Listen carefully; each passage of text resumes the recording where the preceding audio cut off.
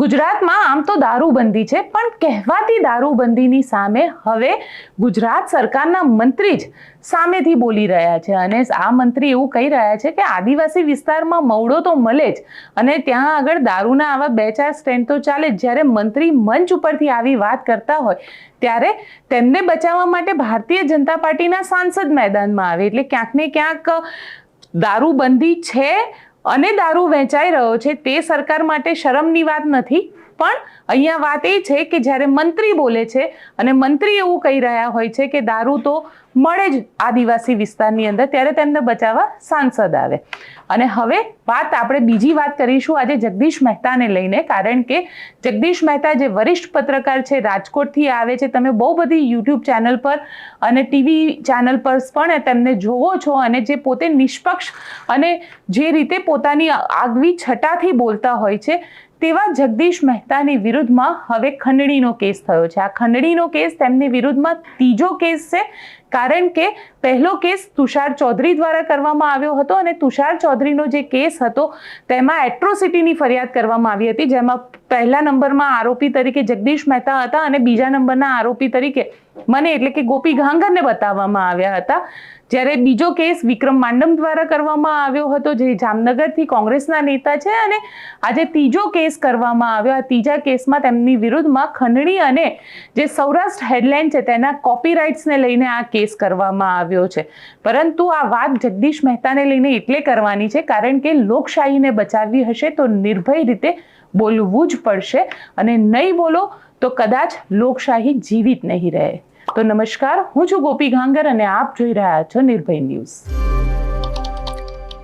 જગદીશ મહેતા ઉપર આજે ત્રીજો કેસ કરવામાં આવ્યો. વરિષ્ઠ પત્રકાર, રાજકોટથી તમે ઘણી બધી વખતે ખેડૂતોના મુદ્દે તેમને બોલતા સાંભળ્યા છે. અલગ અલગ મુદ્દા ઉપર પોતાની બેબાક અદાથી એ પોતાની વાત મૂકતા હોય છે. એવા જ જગદીશ મહેતા ઉપર આજે ખંડણીનો કેસ કરવામાં આવ્યો. અમે ક્યાંય સમર્થન નથી કરી રહ્યા કે ખંડણીનો કેસ કર્યો છે, પોલીસ એને ઇન્વેસ્ટિગેટ કરે, જો સાચું હોય તો સજા થવી જોઈએ. પરંતુ અહીંયા સવાલ એ ઊભો થાય છે કે જે રીતે જગદીશ મહેતા પોતે સરકારની વિરુદ્ધમાં કોઈ પણ મુદ્દો હોય, ખેડૂતોનો મુદ્દો હોય, ટીઆરપી ગેમ ઝોનનો મુદ્દો હોય કે અન્ય ઘણા બધા મુદ્દા હોય, આ બધા જ મુદ્દા ઉપર ખુલીને પોતાનો જે વિચાર છે તે મૂકે છે. અને ખાસ સૌરાષ્ટ્રની અંદર આ જે વિચાર છે તેના ઘણા બધા એવા લોકો છે જે લોકોને વિચાર પસંદ પણ આવે છે અને માટે જ જગદીશ મહેતાની લોકપ્રિયતા જે છે તે વધી રહી છે.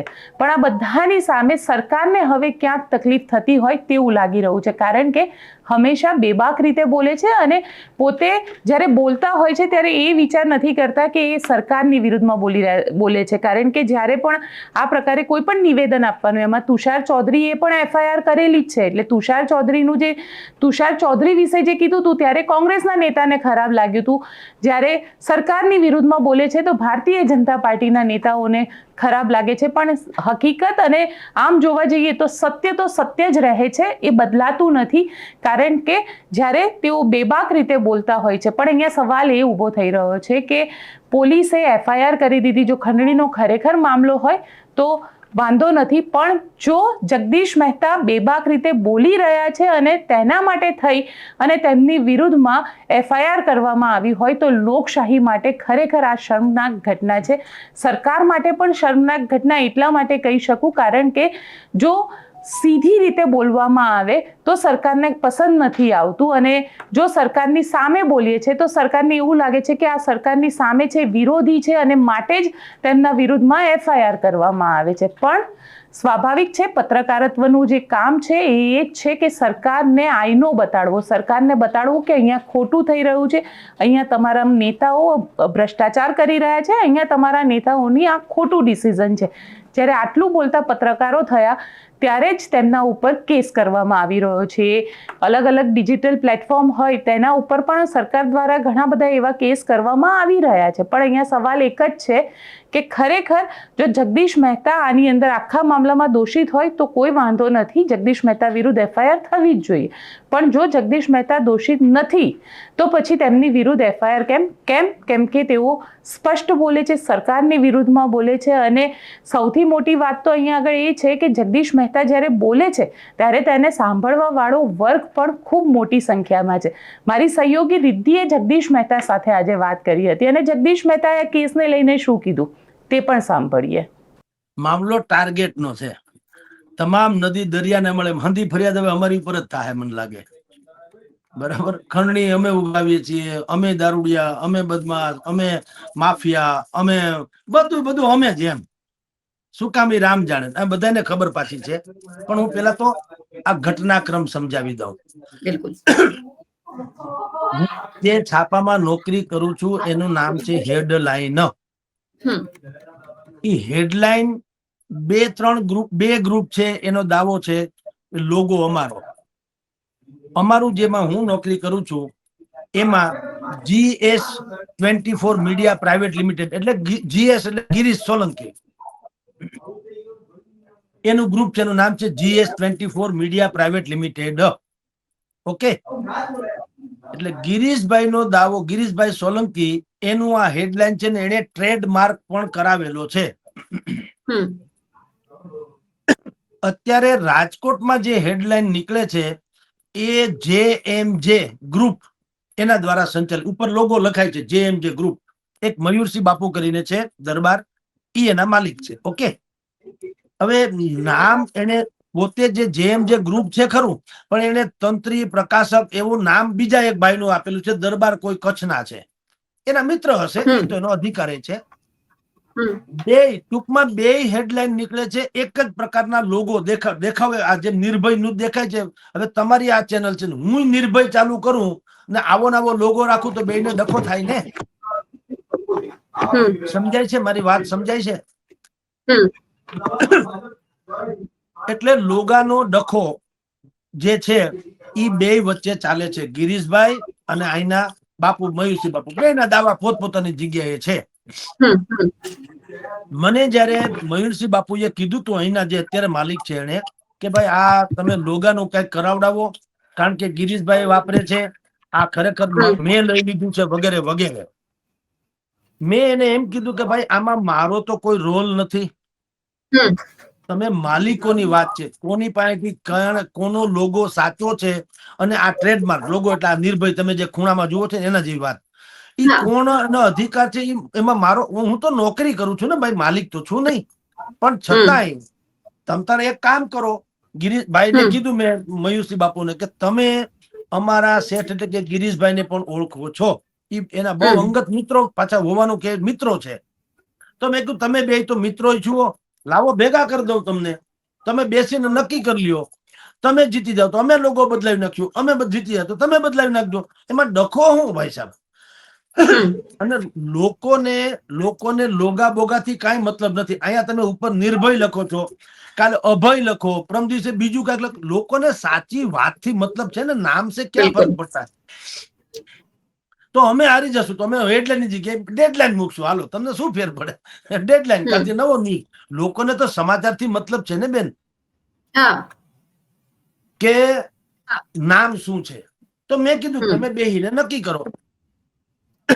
હવે અત્યારે અમારી વિરુદ્ધમાં ફરિયાદ કરવાની ફેશન નીકળી છે, ફેશન. તમે એમ કરી અને આની ઉપર ફરિયાદ કરો, અને બને એટલું એને હેરાન થાય, અથવા તો એ બુદ્ધિપૂર્વક હવે બોલતા બંધ થાય કે વગેરે વગેરે. એટલે જે હેડલાઇનના અહીંના રાજકોટના જે ઓનર કહેવાય છે, રજિસ્ટરમાં જેનું નામ લખાયું છે, ઈ કોઈ ભાઈ જેને અમે તો જોયા નથી ને ક્યારે મળ્યા નથી, એને એમ કહેવાય છે કે એને ફરિયાદ કરી કે આ અમારો લોગો જે બેયના સરખા છે, ઈ લોગાના ડખામાં ગિરીશભાઈ, જગદીશભાઈ, અને મને તો એવું જાણવા મળ્યું છે, જોકે હજી મેં જોઈ નથી FRI ની નકલ, પણ મને રાતના 12:30 વાગે હું છાપું કાઢીને ઘરે આવ્યો ત્યારે સમાચાર મળ્યા કે આ ટાઈપની ફરિયાદ થઈ છે. એટલે ફરિયાદમાં બીજા કોકના પણ નામ છે, અમારા બેના તો છે, બીજા કોઈના નામ છે, એવી તો હું જોઈએ ત્યારે ખબર પડે કોના શું છે. પણ એમ કે 40 લાખ રૂપિયાની ખંડણી માંગી. અત્યારે હમણાં છે ને ખંડણી શબ્દ બહુ પોપ્યુલર થઈ ગયો, કોઈ ઉઘરાણી કરતું જ નથી, ખંડણી જ માગે સીધે સીધી. બરાબર, હવે ઈ બહુ ટેકનિકલ શબ્દ છે, એટલે ખંડણી હોય ને એટલે શું થાય કે તમારે સીધું કા હાઈકોર્ટમાં જવું પડે ને કા લગભગ તમને ઠાહી દે બુદ્ધિપૂર્વક નો ખેલ, તો ખંડણી માગે. એટલે આ ઉઘરાણી આવતી નથી, ખંડણી ની ક્યાં પત્ર ખાંડવા, કે માફિયા છે ખંડણી આપે, ઉઘરાણી આવતી નથી, 5 રૂપિયા કોકને દીધા લીધા હોય તો. પણ હવે જો સામ દામ દંડ ભેદ સરકાર પાસે બધું જ હોય ને, હમ. ચૈતર વસાવાને જો 6 મહિના સુધી જામીન ન મળતા હોય તો આપણે તો કઈ વાડીના મૂળા બધી કયો? સ્વાભાવિક વાત છે. અને જેની પાસે બધી જ વ્યવસ્થા હોય, સરકારી તામઝામ હોય, તમે જુઓ કોઈ નૈતિકતા નામની ચીજ ખરી. ધારો કે જે અત્યારે FIR કરી છે, હા. તો જેને તપાસ સોંપી છે, જો નૈતિકતાની વાત કરું હું તો, બાકી તો એ બિચારા સરકારી મુલાજીમ છે એટલે જે કરવું ઘટે એ કરશે એની રીતે. પણ નહીતર તો એને પૂછવું જોઈએ ને 5 જણાને. હું ક્યાં કઈ આમાં કોઈ ડોન છું કે ભાઈ મારી સામે આવાય નહીં. 5 જણાને પૂછે કે આ ભાઈ તમે બોલો જે ફરિયાદી છે એને પૂછો જગદીશભાઈને તમે ક્યારે મળ્યા છો? પહેલી વાત તો એ ખંડણીની તો માં જ મરી ગઈ, તો પછીની વાત કરો. પેલા તમે એમ કહો બે ભાઈ ક્યારે મળ્યા છો અને ખંડણી માગી છે, તમારી પાસે પુરાવો હોય કે ન હોય કે ભાઈ જુઓ આ મોબાઈલની ચેટ અથવા તો જુઓ આ મોબાઈલમાં નંબર, આ જુઓ મને રેકોર્ડિંગ સાંભળો, જગદીશભાઈ બોલે છે 40 લાખ નહીં આપતો માન નાખું. આવું કઈક હોવું તો જોઈએ કે નહીં? સીધી ફરિયાદ કરો એટલે એ જ હોનાનો ને અમે ગારાના એમ હોય? હાલો ફરિયાદ કરી, દરેક અધિકાર છે, પણ પછી કઈ માપ થાલ માપદંડ કઈક હોય કે એમને જ તમે ઈ કે સાચું એનું હું સમજવું, ઈ કેમ માન લેવું? ઈ કે સાચું તો અમે કહીએ ઈ શું કામ ખોટું? મને કયો. તો તપાસનીશ અધિકારીઓ તેને કેવું છે ને, આવો જગદીશભાઈ, મેં તો કીધું આની પેલા મારી ઉપર 2 ફરિયાદ નથી થઈ, તુષાર ચૌધરી અને વિક્રમ માડમ. એને મારી ઉપર ફરિયાદ કરી તો મેં શું કીધું તુષારભાઈ, હા, તો મેં તુષારભાઈ ચૌધરી વાળી ફરિયાદમાં મેં વ્યારા પોલીસ સ્ટેશનને કીધું તમે કયો ત્યારે તમારી ત્યાં આવી મારી સ્પષ્ટતા આપી દઉં. પેલી વાત તો એ કે જયારે મિસઅન્ડરસ્ટેન્ડિંગ થયું હતું એ લોકોને સમજવામાં અને સમાજને અવળે માર્ગે કર્યા કે સાહેબ તમે આવું બોલ્યા, મેં તમે પેલા સાંભળી લો. તમને એમ લાગે કે હું તમારી વિરુદ્ધમાં બોલ્યો તો તમારો દીકરો બધું માફી માંગી લઈશ. એમાંથી મોટા ભાગના લોકોએ કીધું વી આર વેરી સોરી, તમે સાચું બોલ્યા છો, અમારી સમજણ ફેર છે. એના નંબરે મારી પાસે હોય એટલે એવી નહીં કે આપણે ઉલ્લુ બનાવીએ. તેમ છતાં મેં એક વિડીયો બહાર પાડીને જે તે સમયે કહું છું, વિડીયો બહાર પાડીને કીધું હતું કે ભાઈ મેં તો તમારી ભલાઈ માટે વાત કરી છે. તેમ છતાં તમારે કોઈને એમ લાગતું હોય કે ભાઈ અમારી વિરુદ્ધની વાત અથવા તો અમારી લાગણી દુભાણી, તો આઈ એમ સો સોરી, તો ક્ષમા પ્રાર્થના. કારણ કે અમે તો તમારી અમારે તો ઈચ્છા, હું આદિવાસી ત્યાં ક્યાં આપણો કોઈ, હું કોઈ રાજકારણમાં છું કે મારું વોટ બેંક છે કે એવું કઈ છે, અને હું શું કામ મેં કીધું ધડી કલાવ એટલે ઈ પતી ગયો. ઈ કેસ એની જગ્યાએ છે. વિક્રમભાઈ માડમ એને કેસ કર્યો, મેં ન્યાની પોલીસને કીધું તમે કયો ત્યારે આવીને બધું નોંધા, તમે કયો નિવેદન લખાવી જાઓ અથવા તો તમારે જે થાય સજા બજા ફલાણું ઢીકણું કરો. અમારી પાસે બચાવના કારણો તો હોય ને, વ્યવસ્થા તો છે ને હિન્દુસ્તાનમાં, કાયદાનું શાસન છે. તમે ફરિયાદ કરો, અમે બચાવ કરશું, જે જીતે અમે હારી જાય તો ઠાહી દેજો, જીતી જાય તો વાત પૂરી થઈ ગઈ. અમને તો કોઈની સામે શત્રુતા નથી. ઈ જ અમરસિંહ ચૌધરીએ જયારે વિધાનસભામાં શપથ લીધા અને ભારતીય જનતા પાર્ટી પર પ્રહાર કર્યો, અમે એક અક્ષર કાપા કૂપી વગર બિલકુલ જેમ યથાતથ અમે તો લીધું. જો અમને વેર જ હોય તો એમ ન કહે કે આનું ન લેવું અને બીજાનું લેવું, એવું તો છે નહીં. તો સવાલ આ કેસમાં એવો છે, આ લોગાનો ડખો છે કે આ હેડલાઇન સાચું કે આ હેડલાઇન સાચું, અને એને માધ્યમ બનાવીને બુદ્ધિપૂર્વક ગિરીશભાઈ, જગદીશભાઈ અને બીજા કોક છે, ભાઈ તું FIR ની નકલ જોઉં ત્યારે ખબર પડે, પણ ટૂંકમાં એમ કે એને ખંડણી માગી. તો કઈક ઓકે હાલો તમે કીધું માગી લીધી, પણ કઈક પુરાવો કે એમને ખંડણી માગી તો હશે તો કા અમે ફોન કર્યો હશે, કા વોટ્સએપ કર્યો હશે, કા કોકના થ્રુ કેવડાવડાવ્યો હશે, અમારું કઈ લેખિત બેખિત કઈક હશે કે એમને અધરો અધર. તો જો હું તમને કહું કે સરકારે મારી ઉપર ખંડણી માગી, તું ગાય જેવો થઈ જાય બોલ મને, તમે તું ખાઈ દેવું, એવું હાલે? પુરાવો તો છે નહીં. તો ન્યા તમે એમ કેમ કહો છો કે ભાઈ એવું પુરાવા વગરની વાત જગદીશભાઈ? તો અહીંયા પુરાવો માંગે છે તો અહીંયા નહીં માગો. એટલે બેન આમાં એવું છે, આપણે અત્યારે લોકતંત્રમાં જીવીએ છીએ, એ આપણે માનીએ છીએ. મૂળ અમે કહીએ એમ કરો, સત્ય બોલો માં. તો મને તમે સમજાવો, આપણા હાડકા એટલા હરામના નથી કે મુઠ્ઠી જેવડું પેટ ભરવા હાટું તેને હરામ ખાયાઓના રૂપિયા લઈએ કે એને સલમું ભરીએ.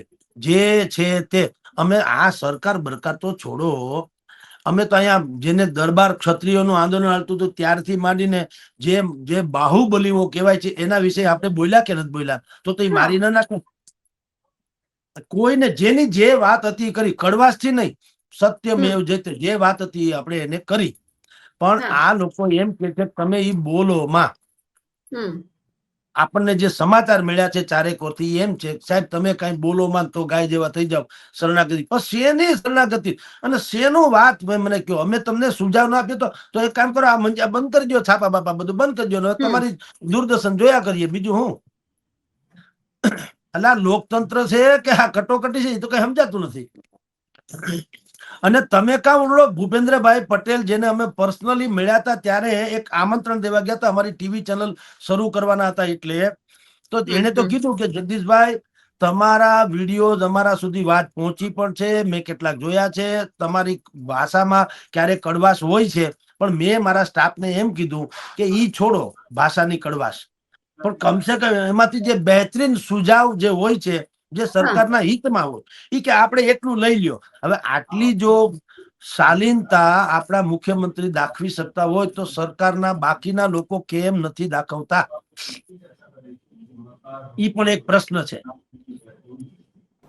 આ ઇન્ટરવ્યુ આજે સવારે રિદ્ધિ દ્વારા કરવામાં આવ્યો હતો. જ્યારે આ ઇન્ટરવ્યુ કરવામાં આવ્યો હતો તે વખતની આ ન્યૂઝ છે, પરંતુ ત્યારબાદ એક નવી અપડેટ સામે આવી અને નવી અપડેટમાં એવું છે કે જગદીશ મહેતાને બરતરફ કરવામાં આવ્યા છે. જે મધ્ય ગુજરાત હેડલાઇન છે તેમાંથી જગદીશ મહેતાને રાજીનામું લઈ લેવામાં આવ્યું છે અને જગદીશ મહેતાને તેમાંથી કાઢી દેવામાં આવ્યા છે. એટલે એક વરિષ્ઠ પત્રકારનો કઈ રીતે અવાજ દબાવવામાં આવી રહ્યો છે તેનું જીવતું જાગતું ઉદાહરણ આપણને જગદીશ મહેતામાં અહીંયા દેખાશે. કારણ કે પત્રકારોને અલગ અલગ રીતે દબાવવામાં પણ આવી રહ્યું છે. સરકારને જ્યાં એવું લાગે છે કે હવે આ પત્રકારો અમારી વિરુદ્ધમાં બોલી રહ્યા છે ત્યારે તેમના ઉપર કોઈ ના કોઈ રીતે દબાણ કરવામાં આવે છે. ક્યાંક કોકની એડવર્ટાઇઝમેન્ટ બંધ કરાવવાની વાત આવે છે, તો ક્યાંક કોકની ઉપર FIR કરવાની વાત આવે છે. FIR થાય છે તો પછી જે કંપની ઉપર FIR કરવામાં આવે છે એના ITR માંગવામાં આવે છે કે તમારી ચેનલ કેવી રીતે ચાલે છે એનો પણ ડેટા અમને આપો. એટલે ક્યાંક ને ક્યાંક સરકારને હવે એવું ડર બેસી ગયો છે કે જો પત્રકારો બોલશે તો તેમને ખૂબ મોટી સમસ્યાઓનો સામનો કરવો પડશે. પણ મારું તો સરકારને એટલું જ કહેવું છે, તમારી પાસે 162 ધારાસભ્ય છે, તમારા આ ધારાસભ્યને કહો કે એમના વિસ્તારમાં સારા કામ કરે તો પછી એમને પત્રકારને બોલવાની જરૂરત જ નહીં પડે.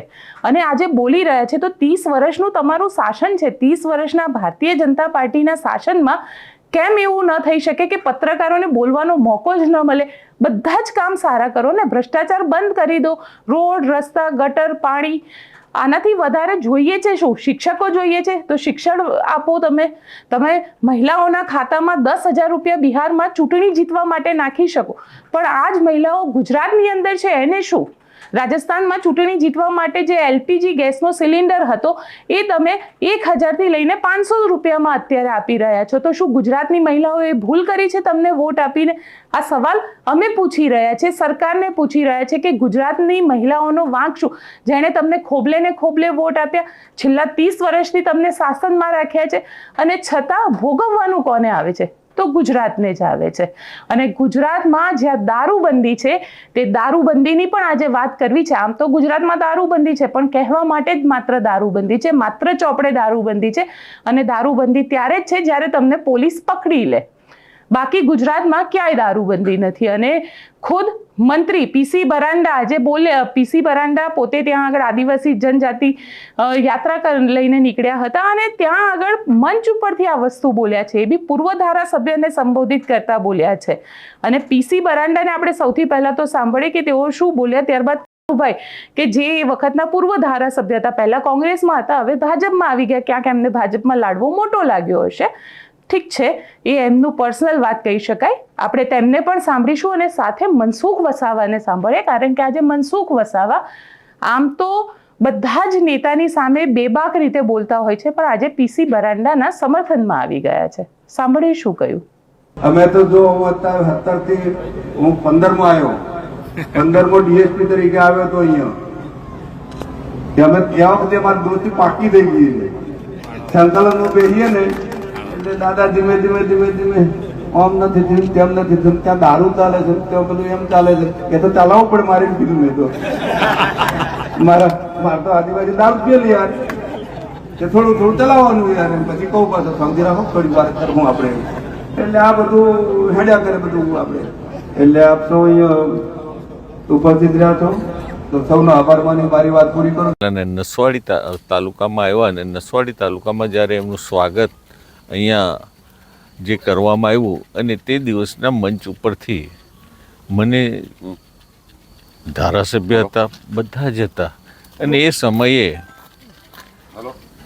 બરાંડા સાહેબે મને આ બાજુ આવો દાદા એવું કરીને બોલાવ્યા અને દાદા કરીને મને વાત કરી કે આપ દાદા તો 2015માં બહુ સંકલનમાં પ્રશ્ન પૂછતા હતા અને એ પ્રશ્નોની એમણે ખાલી વ્યાખ્યા આપી, એમાં બીજું કંઈ બીજી આડીઅવડી વાત નથી, પણ મારા જે પ્રશ્ન હતા એ સંકલનના પ્રશ્નોને એમને યાદગીરી હતી અને એ પ્રશ્નોની વાચા આપવા માટે મને નજીક આવતારો મારીને એવું કરીને અમને બોલાવ્યા હતા. બીજું કંઈ કામમાં હતું નહોતું.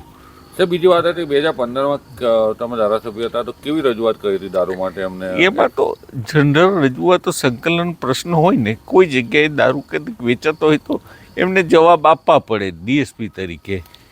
એ બાબતના સંકલનમાં 2015માં સંકલન હશે ને એ સંકલનમાં વાતો કરી હશે, બાકી બીજું કંઈક હતું નહોતું.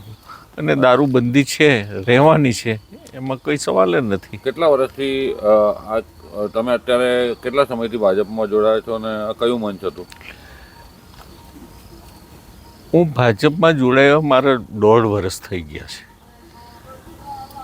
અને એ મુખ્ય કારણ આટલો બધો વિકાસ આપણને જોયા પછી ને, અને આપણા ગુજરાતના પનોતા પુત્રો આજે દેશની ગાદી ઉપર બેઠા છે અને એ નરેન્દ્ર મોદી સાહેબ, અમિત શાહ સાહેબ, આ બંને આખા ગુજરાતની જે દિશા જે છે એ ધાર્મિક હોય, વિકાસ હોય, કોઈ પણ દિશામાં એટલું બધું આગળ વધ્યું છે અને એને જોઈને અમે વિકાસને લઈને આ ભાજપમાં અમે જોડાયેલા છીએ. બરંડા સાહેબનું સ્ટેટમેન્ટ મેં જોયું છે, સાંભળ્યું છે.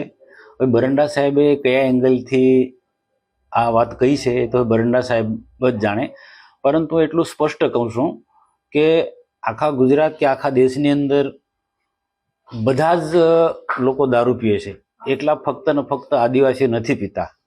પણ એટલું હું સ્પષ્ટ કહું કે ગુજરાતમાં જ્યારથી ભારતીય જનતા પાર્ટીનું શાસન આવ્યું છે ત્યારે દારૂબંધીનો કાયદો કડક રીતના અમલ થઈ રહ્યો છે અને સરકાર કે પોલીસ તંત્રને જ્યાં પણ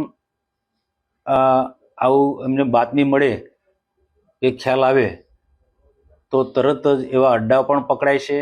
અને આજે છાપામાં કે મીડિયામાં ગમે ત્યાં આપણે જોઈએ છે, જ્યાં પણ આ સરકારની બાતમી મળી તો તરત જ પહોંચી જાય છે અને મોટી સંખ્યામાં બોર્ડર પર દારૂ જથ્થાબંધ પકડે છે. આ સરકાર આમાં કડક હાથે કામ લઈ રહી છે, એવું સ્પષ્ટ માનું છું. સ્પષ્ટ છે કે જ્યારે ગિફ્ટ સિટીની અંદર દારૂબંધીમાં છૂટ આપી શકાય છે, આદિવાસી વિસ્તારની અંદર એ લોકો એવું કહે છે કે અમને તમે ઢીલ આપો, કારણ કે એમને તો ત્યાં કુળદેવીને પણ મહુડો ચડાવવામાં આવે છે.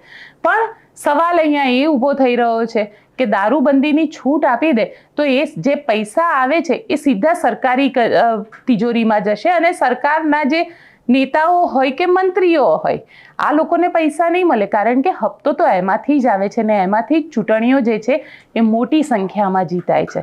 આપ શું માનો છો મને કોમેન્ટ બોક્સમાં ચોક્કસથી લખીને બતાવજો અને અમારી ચેનલ નિર્ભય ન્યૂઝને લાઇક, શેર અને સબસ્ક્રાઇબ કરવાનું ભૂલશો નહીં. આભાર.